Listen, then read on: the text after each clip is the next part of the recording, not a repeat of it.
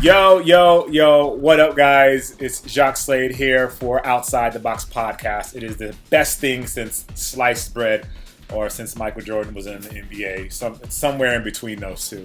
I am Jacques Slade, also known as Kustoo, but obviously I can't do this entire show by myself. I have two of the coolest guys I know here with me. And let's start off with my main man, Brandon. Hey, what's going on, everybody? Brandon Edler, content manager at Finish Line. I really appreciate everybody who checked out the first episode. Hopefully come through and do something dope for you guys again. Next up, we got our man, Nick Engvall. What up, guys? Nick Engvall here. I started sneakerhistory.com and just kind of been a sneaker guy and learning from guys like our special guest today, Russ Bengtson. Hey, what's up? How's it going? You got four of us today. Russ Bengtson. Been doing sneaker things for a long time. Still a complex. Mostly just writing about him these days, but yeah, slam, quick strike, kicks, a few things. Glad to be here. Yeah, Russ Bengtson is the sneaker god, folks. Don't let him play coy or play cool with you guys. A guy, just a guy. He is the resource. He's just a guy, but to us, he's the man. So let's start this off talking about retros, guys. The state of retros, the state of Jordan brand. It's been, I'll say, in flux. There are actually retros sitting on the shelves now, and that's not something that we're used to, at least not in the last couple of years. So, Russ, since you're here, I'm going to kind of start it off with you, just so people can get to know who you are and your perspective on things. What's happening with Jordan brand right now in the retro situation? I feel like it's a combination of a lot of things. I mean, obviously the whole remastered concept got a lot of attention and was pretty welcomed by most people. But then it kind of led into a lot of the models being not necessarily the original colorways or the ones people were really looking for, that retroing things from 2001 instead of from 1989 or 1991. So some of those I feel like sat, and I feel like also, price hikes have been, understandable from a production standpoint, from an inflation standpoint, from everything, but, it's a lot to ask, and are people going to still keep buying 10 sneakers a month or whatever the number is when you're charging $190 instead of $160? I feel like that's a big jump for a lot of people. And, you have to consider what is a must buy at that point is maybe different than what it was when prices were a little lower. Do you think, Nick, I'll bring you in here. I'll throw you into the fire with this one. Is there some sort of, you think there's a sneaker fatigue happening right now as far as the retros go? I don't necessarily think that it's a fatigue necessarily. I think that we've kind of hit a point where really there's almost just too much good stuff out there.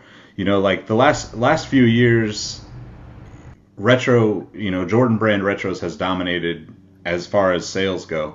But the other brands have really been creating some good stuff to kind of go along with that. And I think in the last 6 to 9 months, all of those brands have kind of gotten a little bit more awareness out there and a little bit more publicity. So there's just more choices. And when you start talking about, the price increases and stuff like that, it kind of goes hand in hand. Once you start looking at, okay, I'm going to spend $200 or more on a pair of shoes, like remastered or not, that shoe has to be pretty incredible for most people to spend that kind of money on it. So is there, I guess I'm going to kind of switch lanes a little bit here. Why doesn't Jordan brand retro anything after the 14, with the exception of the 23 and the Dub Zero? I'd say give Brandon a shot at that one. I mean, honestly, it's a great product. It's good basketball shoes. Jordan brand always did a great job in terms of innovation, giving something that was wearable on the court. But I think once you get past the 14, it's really, there's only 1 or 2 or 3 models that you look at and you're like, all right, I would really rock that off the court too. And I think that was the major appeal of Jordan. And that's why it's done so well for all these years, is because obviously you see people still wearing ones as a fashion statement. The same with 2s, 3s, 4s. You keep going down the line. once you start hitting like 16s, 19s, 20s, some of those types of shoes, like it's just not something that you're going to rock on a daily basis. I was just going to say, I mean, to me, I think some of those are going to come back. I mean, there is going to be a point where it's like, all right, we can't release more 3s or more 4s or more 5s. Like, they're coming too fast. You know, you're going to have to sort of chop that up with 17s or, you know, what have you. The difficulty is, I think, a lot of those, like, people who bought 20s or 21s or 22s, I mean, those people still have those. You know, it's like, I don't think, I think the people who bought those are the same people who bought the first generation of retro product. And if you're like a completist collector kind of guy, like, you don't need another pair. You don't need another pair of 20s. If you're going to wear them, that's one thing, but the early ones are just so much more wearable from a casual perspective than those later performance models. Like, I think it's a tough sell. And I think they saw that when they re-released the 20, when they did the Laser 20 this year for All-Star. It's like, I didn't see a lot of people really wearing those out. Yeah, I would definitely agree. I just was gonna say I would definitely agree. I think, you know, like with the exception of like maybe the 17 original colorways of the 20 and maybe the 23, a lot of those shoes are just not something that people are going to wear casually, at least not right now. You know, like the trend in style is very much basic, you know, like, you know, Jordan 1s being so incredibly popular. Part of that is, yes, they have the nostalgic aspect of them and they're a good looking shoe, but it's also because it's just the perfect mix of, you know, what's trendy on the fashion side and what's, you know, how it can blend together, in my opinion. So I was having a conversation. I'm going to throw this out there for you guys to see what you think about this. We all, for the most part, grew up during that time, the Jordan time, the 1 through 14, so to speak, 17. Like the 90s were, you know, late 80s, early 90s is when most of us grew up. So what we thought was cool is what's in now, so to speak. So all the 90s stuff, they're trying to reproduce all the stuff that was during the 90s. And so I say all that to say, does that mean what we thought was cool when we were growing up, after we kind of grew up and the stuff wasn't as cool to us anymore? Do you think that has something to do with why there isn't such a love affair with the retros after the 14 or after the 17? I mean, for me personally, I think, you know, no matter what, and this is kind of speaking to some of the newer stuff that comes out too, but no matter what, the player or the entertainer has to do something in that shoe for it to be significant 10 or 20 years down the road. And I think that's the thing, you know, like you kind of get into that space where Jordan retired and came back and played in the 17 and played in the cool gray 11s and, you know, played in the true blues as a Wizard, and those shoes still have, you know, enough of a nostalgic on-court appeal to kind of still hype those up, I guess, after the fact. But I don't see any shoes after that really having that kind of appeal. And, you know, part of it, yeah, it is, you know, I would say guys like us who kind of had that same, all right, well, we were attached to MJ and what he did in it, you know, and then we kind of fell off into this, well, he's gone. Do I really want to keep buying Jordans? Yeah, I'm going to buy them for the collector aspect, but I'm not going to, you know, be as diehard as I maybe once was. And now you kind of have this shift to like more of a marketing type thing where the kid has to be there and has to get the next release in order to be cool at school the next, you know, 2 weeks or whatever that is, however that is, whether it's 10 pairs a month or whatnot, like Russ kind of mentioned earlier. But do you feel like that's kind of gone away a little bit? Like, I guess my biggest thought towards that is a lot of people, you know, Jordans aren't that tough to get anymore. Like, yeah, it's still a struggle on Nike.com on Saturday mornings, but for the most part, like, most of them are made in such a high quantity that having the latest Jordan doesn't have the same kind of appeal as a lot of these other shoes that have been releasing, you know, whether it's some of these collaborations or, you know, more limited stuff that some of these brands are doing. I think personally, I think a lot of the reason it's not as hot is A, obviously the oversaturation, B, the colorways and the models that have dropped this year haven't been as strong. But another part is like anybody can wear Jordans now. Like it's become such an identifier of like, well, you're kind of a poser. What do you really know about sneakers just because you have a pair of Jordan 8s that just came out last week? I think that's another piece of it where people are just kind of bored with it. It doesn't have the same level of respect that it did, 4 or 5 years ago when it started to really take off, and obviously when we were growing up in the 90s.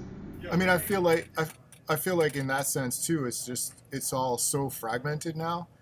Back then in the '90s or the '80s or whatever, it's like, the cool shoe to have was whatever the top of the line shoe was. There were maybe two or three of them if you counted, Nike, Adidas, Reebok, Converse, or whatever. It was whatever the most expensive shoe was, and the Jordan ended up being top of the heap because Mike was Mike, and like there were 4 colors of that shoe a year, and that was it. Now it's like you're gonna have like, I don't even know. I mean, if you count just retro Jordan product and just retro Jordan like signature level product, like actual Air Jordans, how many are there a year now? Like 40, 50 more? It's like there is no definitive like, all right, that's the cool shoe this season. And like you said, like it comes into, whatever Ronnie's latest collab is, whatever, Size is doing or whoever. It's like around the world too. And I feel like, back then it was simple where it was like, all right, it's the greatest athlete doing the greatest things in the greatest shoe, period. Easy, done. And now it's like you have kids buying Jordans in there and maybe they're getting them because of that. But now that's all secondhand. They know that because we knew that. And like, all right, I have to get these. But it's like, we had to get them because that was the cool thing to have. Kids now are getting them because someone, maybe like us, is telling them these are the cool things to have. Which makes me wonder, and we'll get to this, I feel like I'm jumping the gun here, but like, that's where I wonder where retro is going to go in like 5 years, 10 years, 20 years, when people like us aren't buying sneakers anymore. Then why are you buying stuff? Then what is the cool shoe to have? Is it going to be the shoes that people are doing things in now? Is it going to be LeBron's? Is it going to be KD's? Or is it still going to be those same Jordans? I was just going to say, I think that's a great point. But I also think like to something that you said, Brandon, the average, like for us, the guys that are into sneakers, that are paying attention to it on a daily basis because it's what we do, it's easier to get Jordans. But to the average consumer that has, like pick a family member that's slightly removed from where we're at, that might see a pair of sixes and think, man, it would be great to have those because I remember, Michael against the Lakers. That person doesn't know how to get those shoes. That person still doesn't have access to those shoes unless they're going to like the secondary market, in my opinion, because most people that are willing to kind of just buy the shoes casually aren't going to sit around on the internet waiting for, a Twitter link or whatever they have to do to get a pair of those shoes, in my opinion. But I do think that that kind of does lead us into like what the future holds for these retros, because obviously a lot of the colors and a lot of the models that are coming out right now are doing the same thing that, a lot of the shoes did in, like 2005, 2006 with like the 14s back then. They sat for quite a while. I mean, most of us remember getting a lot of that stuff on a discount. So will we see that again? I'm not sure. Yeah, that brings up a whole lot of questions. There's a whole lot of places we can go with that. But I'm gonna jump back to what Russ was saying about the future of retros.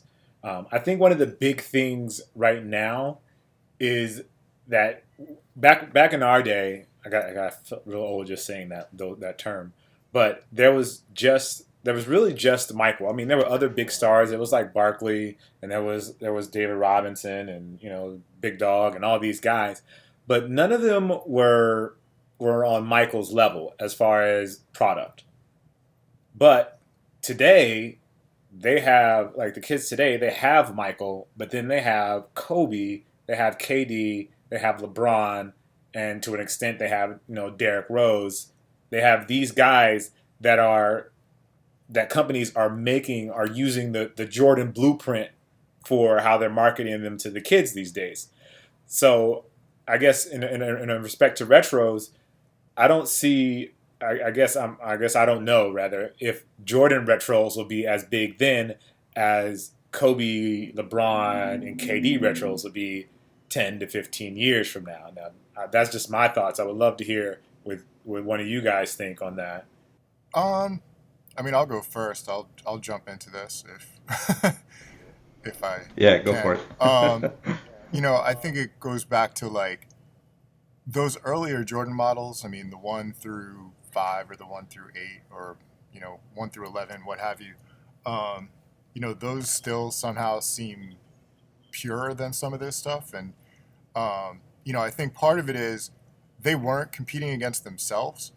When the 2 came out, the 1 was gone after a while anyway. The 3 and the 4 and whatever, they all got to like stand on their own. And now if you release a shoe, I mean, going back to that whole thing about how they're, it's so diluted, you're not only competing, if you're Kobe, your shoe isn't just competing against LeBron's shoe and KD's shoe and D Rose's shoe. You're competing against all of Jordan's shoes and all of Penny's shoes and Barkley's shoes and whoever else. And it's like, that's not a big deal for the people, like us or whoever who have a lot of shoes and have the luxury of being able to get a lot of different things. But if you're the average kid, and I like to think the average kid isn't getting more than a couple pairs a year, you got to make that call. And it's like, okay, do I want, my mom or myself to spend $200 on this new shoe that I don't even know, whatever. If people decide they don't like it, then what? Or am I going to spend that $200 on an older Air Jordan or a Penny or whatever that's like an established classic? I'll take the established classic, especially if I'm not going to play ball in it. Because I know a pair of Jordan 3s is going to break a lot more necks or, get a lot more attention than whatever the newest LeBron is. I think that stuff's going to carry. Because those Spike Lee commercials, all that iconic stuff, Lil Penny or whatever, like Nike almost did too good a job at selling it. Like they made that stuff so iconic that it's lasted this long beyond those players' careers. There's no reason to think it won't last a lot longer than that. I was gonna say I definitely agree with Russ. Like, in a couple of features that I've wrote dealing with stuff that goes back to the 90s in terms of sneakers, I think it's very fair to say that we were fortunate enough to grow up during the greatest sneaker era and possibly one of the best music eras as well. Like, everything 20, 25 years ago still rings out just as strong as it did back then, even with a generation of people that didn't grow up through it. They're getting a little bit of knowledge from other people, and they're getting a taste of that more and more because of the internet. They're able to go back and check that stuff out, and I don't think that's going to go away. It just was one of the strongest decades, period, in terms of putting out a lot of pop culture stuff. I mean, what you had with Jordan, what you had with Shaq, what you had with Penny, Barkley, all those guys, I mean, it's still not going away because these guys have inserted themselves still today as established personalities within basketball.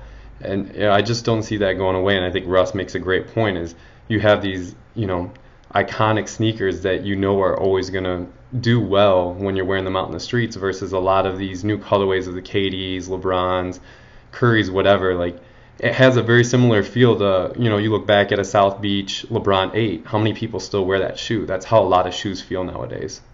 I just kind of feel like we're telling those people that these shoes are cool. And eventually we're going to be, I'll just throw this out there, we'll be executives and we won't be talking to people. We won't be in a position to write about sneakers every day. We'll be, and there'll be someone else that's telling people what's cool. And they'll be telling them, oh, the LeBron 8 is cool. The Kobe 5 is cool. Like, that's the Kobe 4 or the Kobe 8 or the Rose 3. Like, they'll be having that conversation. And I'm not saying that Jordan will ever go the way of kind of like the Stan Smith or the Chuck Taylor, where it's just like, oh, those are iconic shoes, yes, but they aren't as cool as the LeBron 8 or the Kobe 4. I think one of the things about that though, like you mentioned, like the Stan Smith or something like that, it's the the Jordan 1 has been in production for regularly for years now in some shape or another. I don't know if it's I don't know how it compares to like a Stan Smith or a Superstar or something like that from Adidas, but like, as far as Jordan or Nike goes, I would say that it's probably second to only something like the Air Force One or God forbid, the Air Monarch or something like that, But like to me, like My dad wears those. to me, those shoes are already, kind of at that point, and yet they're still incredibly popular because of, the storytelling aspect of Nike and the way that they're marketing it. So, I mean, I don't know that the rest of them can do that. I think like, kind of like Russ was saying, there's something about like, the 1 through 5 that feels more pure or more, I don't know, less botched, I guess, because I feel like a lot of the colors that come out on some of these other, like don't get me wrong, like I love like the Kilroy storyline, but all the colors that were in that pack were, like unless you're a fan of like the particular story or something that related to maybe your team or whatever, I don't see those shoes doing that well. And I think like a perfect example of that is the 2 9s that are on the shelves right now. The gold accented one, the Liberties or something like that, and then the black ones that essentially are the shoe that Jordan wore as a cleat, basically. And they're not selling. They're selling slowly. And that's the thing with retro product from Jordan, it always does sell, but the longer it sits, the more those sales go to a secondhand, reseller of some kind. So then, I guess my question now to you guys, and I'll start this one with you, Russ. Again, I feel like I'm picking on Russ. All good. Let's start with you, Russ. How does Jordan Brand move past the retro situation that they're in? Like, is their business always going to be based? Well, I'm not always, but as of recently, like it seems like their business is based around retros, and there just happens to be a signature shoe that's released that year as well. I mean, honestly, it's like, it's like Mickey and the broomsticks in Fantasia, except I don't think there's a wizard coming to end it all. And I didn't even mean the pun with the wizard thing. That just kind of happened. It's like they open this Pandora's box, if you'll allow me to mix metaphors, and it's like, at this point, like you're not gonna, Jordan can't go away from it. There's too much money to be made. They're too popular. There's too much story to mine with those things. I mean, looking at like things like the 88 threes releasing at the moment of the dunk contest, which I honestly think is something they should do more of.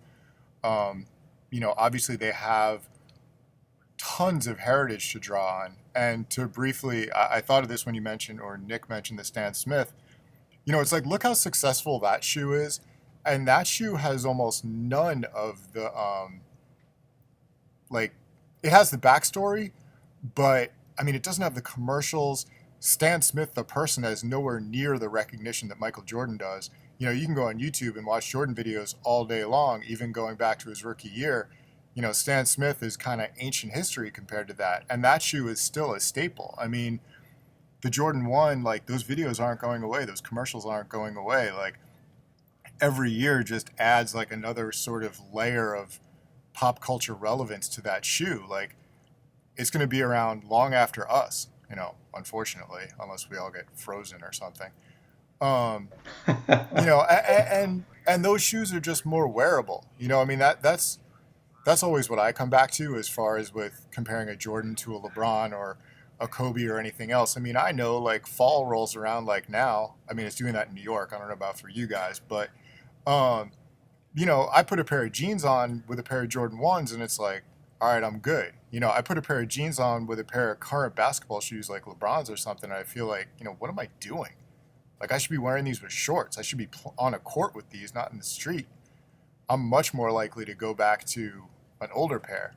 But even LeBron, like 3s or 4s or, what have you, it still feels a little too performance-y. And I think that era of, like, I would say even the early 80s, or even you can go back further. I mean, you can go back to like 69 and the Superstar. But like that, first era basically of leather basketball shoes lasting into like the early 90s, that stuff just translates so well to the street. Like anything you design to compete with that at this point is going to have to be like that. And I'm going on way too long here, but to kind of pull that back to the original question with what Jordan will do, I'm curious about how this Westbrook Zero does, because the only thing you can do other than pure retro is like sort of retro inspired lifestyle. And just like a basic rubber sole stitched onto a leather upper with stitching and not like synthetics.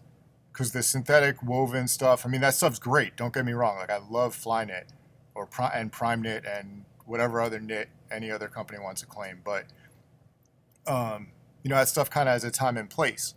And something like a Jordan 1 is just timeless. You can wear it with anything. Yeah, and I think too, on top of that, there's a sense of like, kind of like with Stan Smiths, like there's a sense of, this will come back around.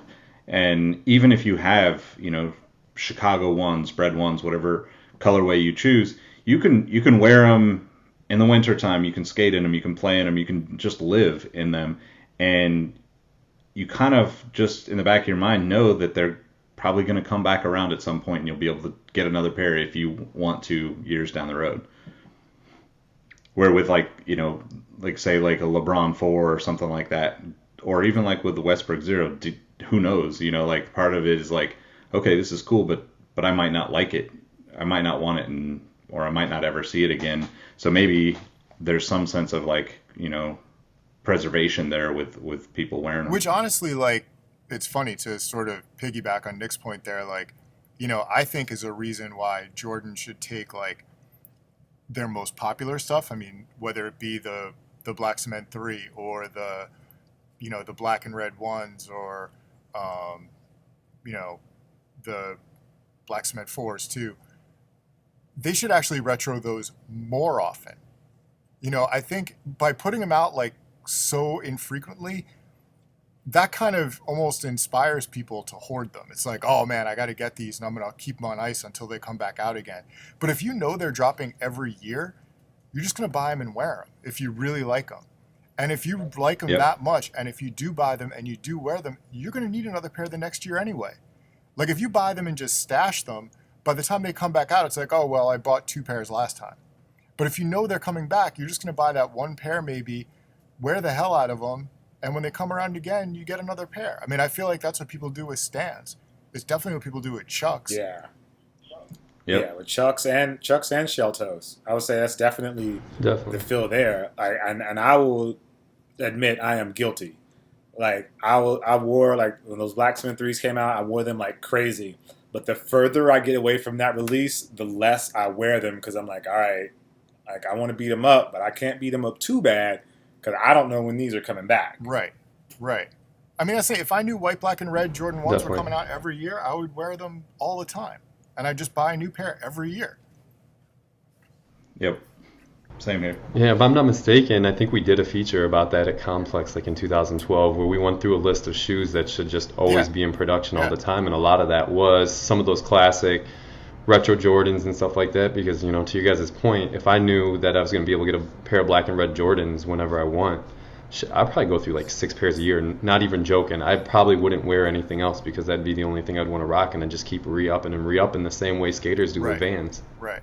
So now my question is, would you then, if you know there's always going to be if you know there's always going to be a pair around, I feel like because we know that Stan Smith, because we know Chuck Taylors, and because we know like shell toes are always going to be around, that we don't necessarily pay as much attention to them anymore. That's fine. I mean, I think people, I think like you don't pay attention to them with the like, oh God, I've got to get these, but like a shoe like the Stan Smith, I mean, or even like a Rod Laver, like whenever those are around and, I'm cheap, so I wait for them to go on sale. But like whenever those are around, I typically pick up a pair or two because I see them and it's like, okay, well, the last pair I've worn through a little bit or, I want a fresh pair or whatever.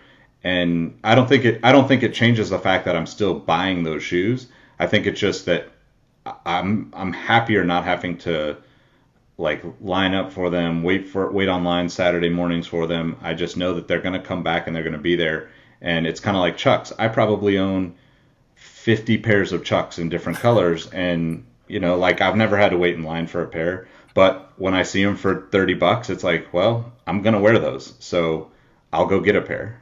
Yeah, I mean, the sad truth is, like, the reason that a lot of people gravitate towards these Jordans and a lot of other stuff is because what social media has turned a lot of sneaker stuff into. People are grabbing the latest and greatest hype shoe because they think it's going to get them some popularity, it's going to get them more followers and likes, and they want this instant gratification. I think that's what a lot of it boils down to. That's what brands are hoping on, that they can hype something up so well, people need it so bad so they can look cool, whereas if it's releasing all the time, you post a pair of you wearing Chucks with a pair of jeans, how many people really care? How many people pay attention to it? And, just kind of going back to what I half jokingly said, like, who cares? Like, I would prefer it gets back to like that. Like, I remember reading Russ write a long form feature about being able to go in and walk in and buy shoes like that, like it was nothing back in the 90s. Like, how great would it be to get back to stuff like that where it's not announced? It's just literally randomly shows up on a shelf one day and you don't have to fight through 50 people to get it anymore. Russ's point, I think that's where Jordan Brand should take it, is start putting some of these iconic classics and just steadily releasing them the right way and having them available for people all the time. It's going to help their money out. Like, we know that ones are a lot more limited than these random colorways of Jordan 8s that pop up out of nowhere from some story theme or whatever it is. It's getting away from that stuff and going back to some of the classic stuff and just having it more readily available. They're still going to get their money and people are going to be a lot more happy with that. That's just my opinion. All right, guys. So that's our part one of our retro talk. We obviously have a lot to say about Jordan Brand and the state of Jordan Brand and the retros, but we promised you we'd keep it to 30 minutes. So we're going to cut it off here. But if you still want to listen, there's going to be a link down below in the description to part two of this conversation. So if you're leaving, I just want to say thank you guys for watching Outside the Podcast or listening to Outside the Box podcast. I am Jacques Slade. You can find me at Kustoo on Instagram, Twitter, Snapchat, and all that stuff. But again, I'm not here by myself. I'm here with Brandon as well. Brandon, go ahead, give them your information. Hey, you guys can follow me at Mr. Brando3, MrBrando3 on Instagram and Twitter. Nick, what do you got? I'm at Nick Engvall, NickEngvall, on pretty much everything, and you can check me out at most of my writing at sneakerhistory.com. And also Russ Bengtson, who's with us today as a guest. Russ, let him know. Yeah, I'm just Russ Bengtson at everything, all one word, T before the S. I think you can hopefully sort out the rest. Yeah, and you can find a lot of stuff on Complex. So yeah, still here. Yeah, and definitely remember the T before the S. Yeah, and lots of great stuff. The T before the S. T before the S is I all always that matters. mess that up. Yeah, that's all that matters. All right, guys, thank you for listening. We appreciate you. If you have anything to say about anything we said, tweet any of us. Russ gave you his info, my info, Brandon's info, Nick's info, and use the hashtag Outside the Box. And we appreciate you guys. And click below for part two.